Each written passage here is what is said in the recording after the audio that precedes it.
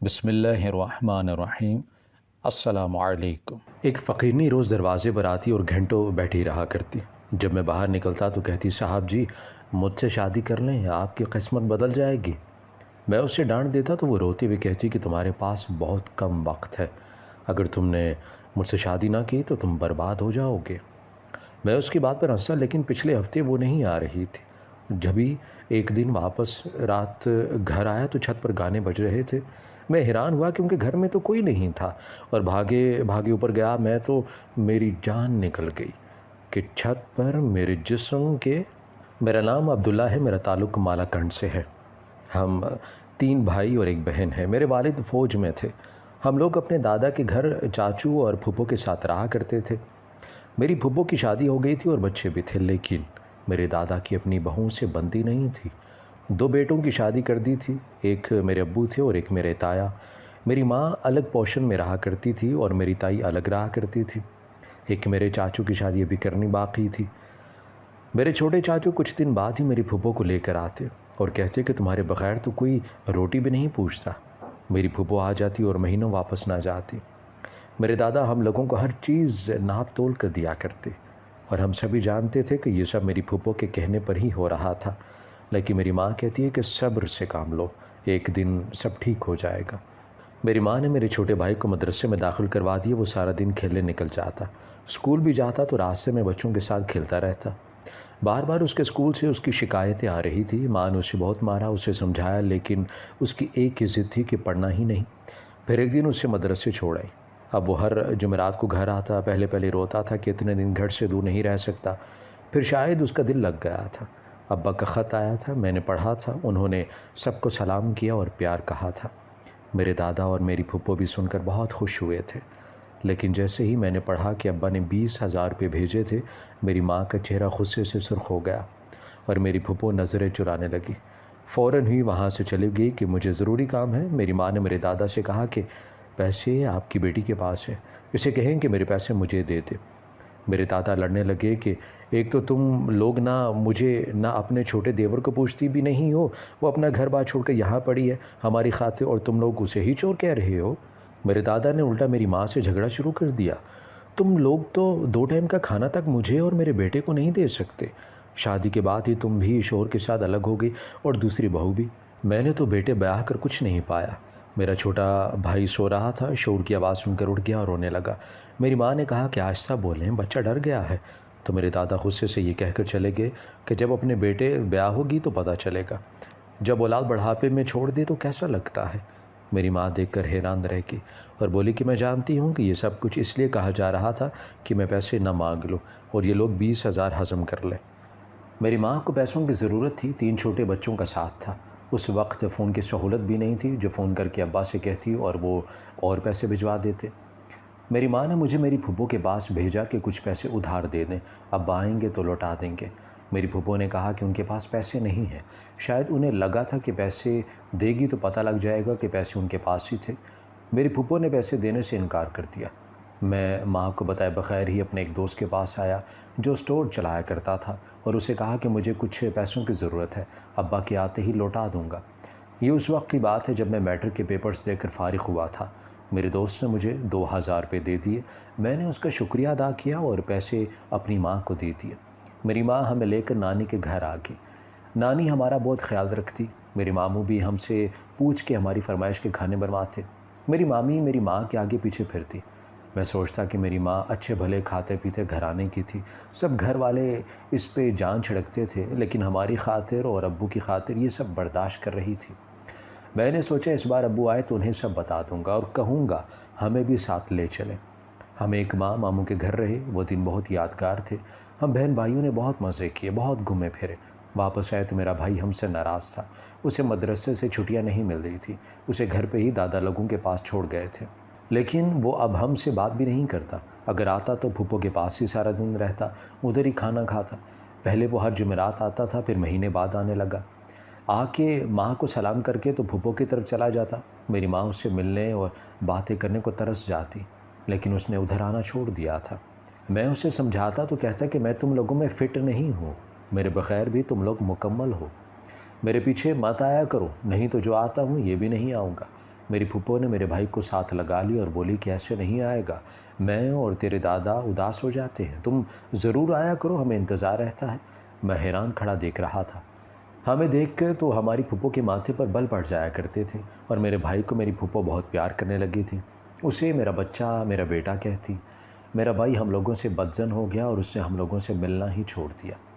میری ماں روتی رہتی اور کہتی کہ شوہر کی جدائی اور اب بیٹا مجھ سے چھین رہے ہیں، یہ لوگ اسے میرے خلاف کر رہے ہیں، وہ بچہ ہے، یہ لوگ اس کے ذہن میں ہمارے لیے نفرت بھر رہے ہیں۔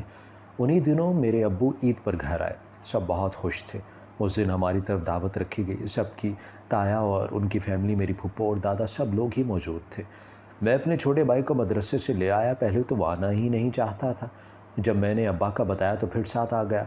ابا سے مل کے وہ بیٹھ گیا، اماں سے سلام تک نہیں کیا۔ میری ماں کے چہرے پر سایہ سا لہرا گیا۔ میری ماں نے خود آگے بڑھ کر اسے ساتھ لگایا اور پیار کیا۔ وہ ایسے بیٹھا رہا جیسے ماں نہیں کوئی آسیب ہے، اگر ہلا تو چمٹ جائے گا۔ میں نے اس رات اس سے بات کرنے کا فیصلہ کیا، اس سے کہا کہ وہ بدگمانی میں مبتلا ہے، ماں اسے بہت یاد کرتی ہے، اس کے لیے روتی رہتی ہے، تم ہفتے بعد بھی آتے ہو تو پھپھو کی طرف چلے جاتے ہو، ماں سے نہیں ملتے، یہ ٹھیک نہیں ہے، ماں کے پاس بیٹھا کرو، باتیں کیا کرو، کیا ہو گیا ہے تمہیں؟ کہنے لگا کہ جب بات تھی اور پیار محبت کی عمر تھی تو مجھے تم لوگوں نے خود سے دور کر دیا تھا، اب میں بچہ نہیں ہوں، اپنا اچھا برا سب جانتا ہوں۔ میں نے کہا کہ ابھی بچے ہی ہو، 18 سال کوئی بہت زیادہ عمر نہیں ہے، جو تم کہتے ہو تمہیں بہت پتہ ہے، اور ہم سب تو تمہیں لگتے ہی کم عقل ہیں۔ میں نے اسے ساتھ لگا لی اور پیار سے اسے سمجھایا کہ گھر آیا کرو، لوگوں کی باتوں میں مت آؤ، تو کہنے لگا کہ وہ لوگ نہیں ہیں، لوگ تو تم ہو، جنہوں نے دودھ سے مکھی کی طرح مجھے نکال کر پھینک دیا، خود موجے کرتے رہے اور میں مدرسوں میں دھکے کھاتا رہا۔ مجھ سے سب کوئی امید مت رکھنا، میں تم لوگوں کو مردوں میں شمار کر چکا ہوں۔ میرا ہاتھ اٹھ گیا، میں اسے مارنا نہیں چاہتا تھا، لیکن اس کی اتنی نفرت نے مجھے غصہ دلا دیا۔ اس سے میرا گریبان پکڑ لیا اور بولا کہ زیادہ بولے تو چھت سے دھکا دے دوں گا۔ میں نے پیچھے دیکھا، میں چھت کے کنارے کھڑا تھا۔ میں نے کہا کہ سوچتے کیا ہو، دے دو دھکا، ویسے بھی تم کون سے ہم سے کوئی رشتہ رکھنے والے ہو، نفرت کرتے ہو۔ وہ وہاں سے چلا گیا اور میں سوچ رہا تھا کہ اسے کیسے خود سے قریب کر دوں، کیسے صبح کا بھولا گھر کو لوٹ آئے گا۔ میرے چاچو کی شادی طے تھی، ابو بھی آئے ہوئے تھے، تو دادا نے جلدی ہی ڈیٹ فکس کر دی، سارے گھر میں رونق لگ گئی تھی۔ میری پھپھو ہر کام اپنی نگرانی میں کر رہی تھی، اور میں نے دیکھا کہ میرا بھائی ہر کام میں ان کے ساتھ ساتھ ہی تھا۔ میری پھپھو کی بیٹی مسکان میرے بھائی کے آگے پیچھے پھر رہی تھی۔ مسکان زیادہ تر دھودیال میں رہا کرتی تھی، پھپھو کے ساتھ بہت کم آتی تھی، وہ ایک خوبصورت لڑکی تھی، اور اس رات مہندی تھی۔ میں نے دیکھا مسکان سب سے الگ نظر آ رہی تھی، اس کا ہنستا مسکراتا چہرہ میری آنکھوں سے ہٹ نہیں رہا تھا۔ میں اس کے پاس کھڑا ہو گیا، اس سے میری طرف دھیان نہیں دیا اور رسموں میں مصروف رہی۔ اس رات میں ایسے ہی بہت دیر تک جاگتا رہا، آنکھیں بند کرتا تو مسکان کا چہرہ آنکھوں کے سامنے آ جاتا۔ میرا دل مجھ سے بغاوت کر رہا تھا۔ میں نے اسے بہت سمجھایا کہ پھپھو نے ساری عمر میری ماں کو سکون سے رہنے نہیں دیا، مجھے ایسے خواب نہیں دیکھنے جن کی تعبیر ممکن نہیں ہے، لیکن دل نے دماغ کی نہ چلنے دی۔ صبح بارات ہی سب لوگ تیار تھے، کچھ دیر میں نکلنا تھا۔ میں تیار ہو کے نکلا تو وہ اپنے دھیان میں ہی جا رہا تھا، جب سامنے سے آتی ایک لڑکی سے ٹکرا گیا۔ میں نے اسے بروقت پکڑ کے گرنے سے بچا لیا تھا۔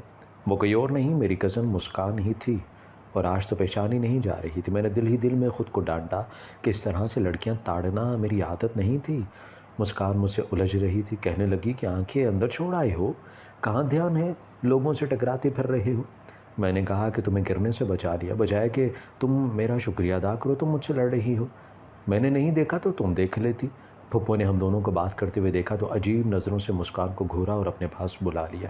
میں جانتا تھا یہاں میری دال نہیں گلنے لگی، لیکن محبت سوچ سمجھ کے کہاں ہوتی ہے۔ میں مسکرا رہا تھا، گنگنا رہا تھا، بہت خوش تھا۔ مجھے دیکھنے والے حیران تھے کہ اچانک میں کیسے بدل گیا، لیکن کسے پتا تھا کہ زندگی ایسے بدلنے والی تھی، مجھ سے سب خوشیاں چھین لے گی۔ چاچو کی شادی ہوگی، سب مہمان واپس چلے گئے، ابا کی چھٹی ختم ہوگی، وہ بھی واپس چلے گئے، گھر کی وہی روٹین تھی۔ پھپھو بھی واپس جانے کی تیاری کر رہی تھی اور رو رو کر یہی کہتی کہ اپنا گھر اپنا ہوتا ہے، کتنے دن اس در پہ اپنے شوہر اور بچوں کو چھوڑ کر پڑی رہتی۔ لیکن کسی نے یہ تھوڑی کہنا ہے کہ تم نے بہت احسان کیا ہے، الٹا سب کی نظروں میں میں ہی بری ہی ہوں۔ میری ماں اور چھوٹی چاچی پاس بیٹھی تھی۔ میری چھوٹی چاچی نے کہا کہ باجی، اپنا گھر ہی اپنا ہوتا ہے، آپ کو اپنے بچوں اور شوہر کو وقت دینا چاہیے تھا، کیوں یہاں اتنے دن رکتی رہیں؟ یہاں کے لوگ اپنا فرض نبھاتے نہ نبھاتے آپ کی ذمہ داری تو نہیں تھی۔ میری پھپھو نے حیرانی سے اپنے 2 دن کی نئی نویلی بھابھی کی زبان دیکھی تو حیران رہ گئی اور شرمندگی سے میری ماں کو دیکھا۔ پھپھو اب سمجھ گئی تھی کہ اب اس گھر پر ان کی حکومت ختم ہے، اس لیے وہ واپس جا رہی تھی۔ رات کو میں چھت پر انٹینا ٹھیک کرنے گیا تو مسکان کی آواز آ رہی تھی، لیکن میرے پیروں تلے سے زمین نکل گئی جب اپنے بھائی کو بھی وہاں دیکھا۔ میں وہیں سیڑھیوں پر ہی رک گیا۔ میرا بھائی کہہ رہا تھا کہ وہ اسے بہت یاد کرے گا۔ مسکان رو رہی تھی، وہ چپ کروا رہا تھا۔ میں ایک سمجھدار انسان تھا، لیکن پتہ نہیں کیوں مجھ سے یہ سب برداشت نہیں ہوا۔ شاید میں اپنے خواب سے دستبردار ہونا نہیں چاہ رہا تھا۔ ایک فقیرنی روز دروازے پر آتی اور گھنٹوں بیٹھا ہی رہتی۔ جب میں باہر نکلتا تو کہتی، صاحب جی مجھ سے شادی کرنے آپ کی قسمت بدل جائے گی۔ میں اسے ڈانٹ دیتا تو وہ روتے ہوئے کہتی کہ تمہارے پاس بہت کم وقت ہے، اگر تم نے مجھ سے شادی نہ کی تو تم برباد ہو جاؤ گے۔ میں اس کی بات پر ہنسا، لیکن پچھلے ہفتے وہ نہیں آ رہی تھی۔ جب ہی ایک دن واپس گھر آیا تو چھت پر گانے بج رہے تھے۔ میں حیران ہوا کیونکہ گھر میں کوئی نہیں تھا، اور بھاگے بھاگے اوپر گیا تو جان نکل گئی کہ چھت پر میرے جسم کے گرد عجیب سی بدبو پھیل گئی۔ میرے لیے سانس لینا مشکل تھا۔ سردیوں کی رات تھی، برف جما دینے والی دھند تھی، لیکن میرا جسم پسینے سے بھیگ رہا تھا۔ میں فرش پر بیٹھتا چلا گیا۔ عجیب قسم کی آوازیں میرے کانوں میں گونجنے لگی۔ شور اتنا تھا کہ مجھے لگا تھا کہ میرے کانوں کے پردے پھٹ جائیں گے۔ کہیں بچے رو رہے تھے، کہیں جانور تھے جو غرا رہے تھے۔ میں نے اپنے کانوں پر ہاتھ رکھ لیے۔ خوف سے میرا جسم کانپ رہا تھا۔ میں وہیں بے ہوش ہو گیا۔ صبح ہوش آیا تو جسم اکڑ رہا تھا۔ بڑی مشکل سے اٹھا اور نیچے آیا۔ میں جاب کے لیے اس شہر آیا تھا۔ زندگی اچھی گزر رہی تھی۔ ماں سے ملنے جاتا تو کہتی کہ شادی کر لو، لیکن میرے سامنے سے وہ رات نہیں ہٹتی تھی جب میں نے مسکان اور اپنے بھائی کو ایک دوسرے سے محبت نبھانے کی قسمیں کھاتے دیکھا تھا۔ مسکان کے بعد کسی اور کو اس نظر سے نہیں دیکھا تھا، لیکن اس رات مجھے اس سے اتنی نفرت تھی کہ میں نے زندگی میں اتنی نفرت کسی سے نہیں کی تھی۔ اچانک مجھے وہ فقیرنی یاد آ گئی۔ ویسے بھی میں اکیلے رہتے اور اس قسم کے دورے جو مجھے پڑنے لگ گئے تھے، میں تنگ آ چکا تھا۔ میں نے سوچا محبت تو کسی سے ہوگی نہیں، زندگی میں کسی کا سہارا بن جاؤں۔ میں نے اس فقیرنی کو ڈھونڈا، بہت دنوں سے وہ نظر نہیں آئی تھی۔ میں اس دن بھی ساری رات سے یہاں وہ بیٹھتی تھی، غور سے دیکھتا آیا تھا، لیکن مایوسی ہوئی۔ گھر آیا تو لاک کھولنے کے لیے چابی نکالی تو دروازہ پہلے ہی کھلا تھا۔ میں نے سوچا شاید کوئی چور گھس آیا ہے۔ میں نے احتیاط سے اندر آیا تو سامنے کا منظر دیکھ کر حیران رہ گیا۔ وہی فقیرنی جو کالی چادر اوڑھے چہرہ چھپا کے رکھتی تھی، آج میرے گھر پر کھڑی تھی۔ میں نے کہا کہ تم کہاں چلی گئی تھی؟ میں تمہیں ڈھونڈ رہا تھا۔ میں آگے بڑھا تو یہ دیکھ کر میرے قدم وہیں رک گئے۔ وہ مسکان تھی۔ میری آنکھیں حیرت سے کھلی کی کھلی رہ گئی۔ وہ اب روتے ہوئے مجھے دیکھ رہی تھی۔ میں وہیں بیٹھ گیا اور وہ رات میری آنکھوں کے سامنے فلم کی طرح چلنے لگی۔ میں نے شور کر کے سارا گھر اکٹھا کر لیا اور پھپھو کو خوب ذلیل کیا اور کہا کہ دیکھیے اپنی بیٹی کیا گل کھلا رہی ہے، خود سے 4 سال چھوٹے بھائی جیسے قسم سے محبت کی پینگیں بڑھا رہی ہے۔ میرے دادا اور سب غصے اور حیرت سے سب دیکھ رہے تھے، لیکن مسکان نے جو کہا اسے سن کے سب کے ہوش اڑ گئے۔ اس نے کہا کہ میں اسے دھمکیاں دیتا تھا، اگر مجھے نہیں ملنے آؤ گی تو سب گھر والوں کے سامنے تمہیں ذلیل کر دوں گا۔ میں نے منع کیا تو یہ مجھ پر الزام لگا دیا۔ وہ اب رو رہی تھی۔ میرے دادا کو بیٹی کی اولاد کیسے جھوٹی لگتی۔ اسی وقت مجھے مارنا پیٹنا شروع کر دیا اور صبح ہوتے ہی مسکان کا نکاح مجھ سے کر دیا گیا۔ لیکن مجھے اس لڑکی سے نفرت تھی۔ میں گھر چھوڑ کر الگ رہنے لگا اور یہاں آ گیا۔ یہاں میری جاب ہوگی۔ گھر بہت کم جاتا تھا۔ جب بھی جاتا ماں رخصتی کا کہتی، لیکن اس جھوٹی لڑکی کے ساتھ کیسے زندگی گزارتا۔ لیکن آج وہ خود یہاں آ گئی تھی۔ مسکان نے بتایا کہ وہ مجھ پر جادو کرتی رہی کہ میں اس کی طرف لوٹ جاؤں، اور اس کی بہت قیمت دی تھی اس نے۔ وہ بہت کمزور ہو گئی تھی۔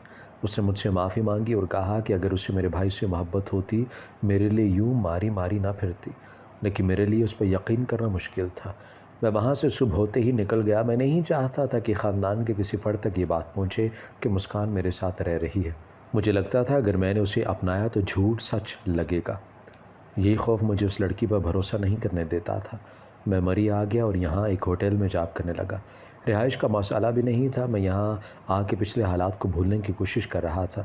میرا باس بہت اچھا انسان تھا۔ وہ میرا بہت خیال رکھتا۔ اگر 2 دن بھی کسی وجہ سے میں نہ جاتا تو اسے فکر لگ جاتی کہ پتہ نہیں کیا وجہ ہے۔ میں جب جاتا تو فکر مندی سے مجھے پوچھتا کہ عبداللہ 2 دن خیریت تھی، طبیعت تو ٹھیک تھی نا؟ میں اس کے اخلاق سے بہت متاثر تھا۔ انہی دنوں تبلیغی جماعت کے کچھ لوگ ہمارے ہوٹل پر قیام کرنے آئے۔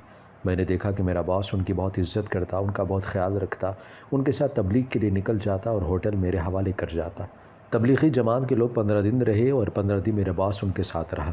ان دنوں وہ بہت مطمئن تھا۔ میں نے اسے کہا کہ میں بھی ایسے ہی پرسکون ہو جانا چاہتا ہوں، تو میرے باس نے کہا کہ تم میرے ساتھ نماز پڑھنے جایا کرو، دین سے قریب ہو جاؤ۔ جب دل بہت کچھ پا کر بھی بے سکون ہی رہے تو سمجھ آنا کہ اسے اللہ کی تلاش ہے، اسے اللہ سے ملوا دو، دیکھنا تم پرسکون ہو جاؤ گے۔ میں اب باقاعدگی سے نماز پڑھنے لگا، دین کو پڑھا سمجھا تو پتہ چلا کہ میرے گھر والوں کے بھی حقوق ہیں، اور اس دن میں ڈر گیا جب پڑھا کہ عورتوں کے معاملے میں اللہ سے ڈرو۔ میں ڈر گیا تھا، جانتا تھا کہ مسکان کا بھی قصور ہے، لیکن اس کی معافی مانگنے کے بعد اس کے ساتھ یہ رویہ ٹھیک نہیں تھا۔ میں 6 ماہ بعد گھر آیا تو پتہ چلا کہ دادا ابو اس دنیا میں نہیں رہے۔ میں کیسا انسان تھا، اپنوں سے بدلے لینے کے لیے ان سب سے غافل ہو گیا۔ دادا کی قبر پہ گیا، کچھ دیر وہاں بیٹھا رہا۔ گھر آیا تو ماں کھانے پر انتظار کر رہی تھی۔ بہت دنوں بعد ماں کے ہاتھ کا کھانا کھایا اور ماں کی گود میں سر رکھ کے لیٹ گیا۔ بہت سے آنسو اور لمبے لمبے سفر کی تھکن نے مجھے تھکا دیا تھا۔ میرے چھوٹے بھائی کی شادی ہو گئی تھی، اس کے 2 بچے تھے۔ میں خوش تھا کہ میرا بھائی اپنی زندگی میں آگے بڑھ گیا، لیکن میں تو وہیں کا وہیں تھا۔ دوست کے ساتھ کچھ وقت گزارا، گھر آیا تو ماں کہیں جانے کو تیار تھی۔ میں نے پوچھا تو کہنے لگی کہ جو مجھے 5 سال پہلے کرنا چاہیے تھا۔